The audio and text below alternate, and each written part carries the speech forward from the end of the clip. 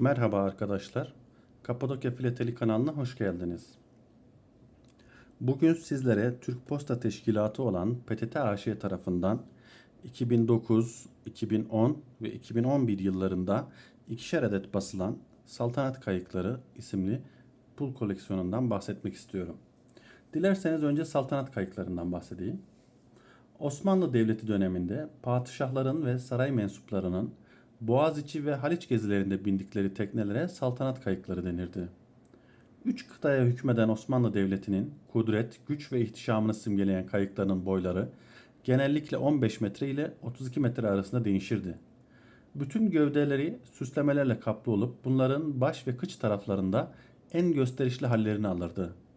Saltanat kayıklarının kürek sayıları kayığın bizzat padişaha mı yoksa saraya mı ait olduğu konusunda fikir verirdi.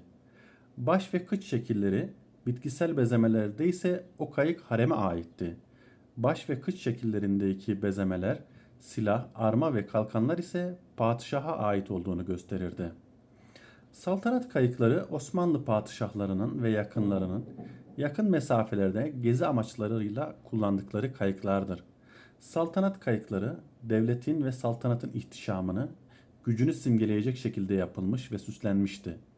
Hemen hemen hepsinin baş kısmında bulunan kuş figürleri saltanatın gücünü temsil etmekteydi. Köşklü veya köşksüz olmak üzere iki çeşit saltanat kayığı bulunmaktaydı. Ortalama 15 metre ile 32 metre uzunluğunda, 1,5 metre ile 3 metre genişliğinde olan saltanat kayıklarının en göz alıcı kısımları saltanatı temsil eden hükümdarın ve yakınlarının oturmaları için yapılmış köşklerdi. Yakın kıyılardaki pazarlardan taze meyve götürmekten, bir ülkenin elçisini saraya çıkarmaya ya da bir aşığı sevdiğine ulaştırmaya kadar hızla yapılması gereken işlerin ulaşım araçları olan kayıkların en güzelleri saltanat kayıklarıdır. Saltanat kayıkları sadece padişahın değil, ailesinin de kullanımına açıktı. Boyutları ve süslemeleriyle adeta imparatorluğun ihtişamını temsil ederdi. Kayıkların en gösterişli bölümü kıç tarafında yer alan padişahın ve ailesinin oturdukları yarı kapalı köşk kısımlarıydı. Bu köşkler fil dişi, sedef, baga, abonoz ağacı gibi doğal malzemeler kullanılarak yapılan ve süsleme sanatının özelliklerini yansıtan minyatür birer saray gibiydiler. Sütunları, fenerleri som gümüşten olur, tepelerinde ve köşklerinde altın topuzlar ve alemler olurdu. Köşkün iç kısmında değerli taşlar ve küçük mücevherler yerleştirilirdi. Söz konusu saltanat kayıkları İstanbul Beşiktaş Deniz Müzesi'nde sergilenmektedir. Görmüş olduğunuz gibi PTT AŞ 6 tane saltanat kayığını pulların üzerine resmetmiştir. Türkiye'de yaklaşık 40'a yakın saltanat kayığı bulunmaktadır. Bu saltanat kayıkları İstanbul Beşiktaş'ta bulunan Deniz Müzesi'nde sergilenmektedir. Bunların en ihtişamlı olan 6 tanesi pulların üzerine resmedilmiştir. Bunların farklı nominal değerleri vardır. Farklı tarihlerde basılmıştır. 2009, 2010 ve 2011 yıllarında. Bu saltanat kayıklarının bazılarında köşk bulunmaktadır. Burası padişahın ve ailesinin oturduğu kısım. Bazıları da köşksüz olmaktadır. Yazlık saltanat, yazlık kayık olarak.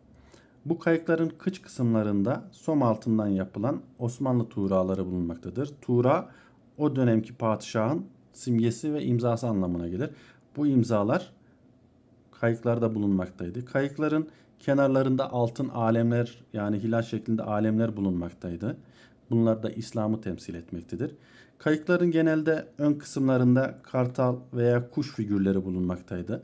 Bunlar da gücü temsil etmekteydi. Kayıkların süslemeleri som altından veya som gümüşten yapılırdı. Pulların fonunda kullanıldıkları dönemde yer alan minyatür veya resimler kullanılmıştır.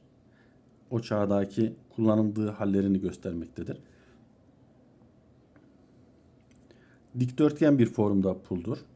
Pulların şu an için satışı durmuştur çünkü tükenmiştir. Ancak koleksiyonculardan veya internet sitelerinden bulabilirsiniz. Umarım sizin için eğitici bir video olmuştur. Videomu beğenmeyi ve kanalıma abone olmayı unutmayın. İlerleyen günlerde daha güzel videolarda buluşmak üzere. Esen kalın, mutlulukla kalın.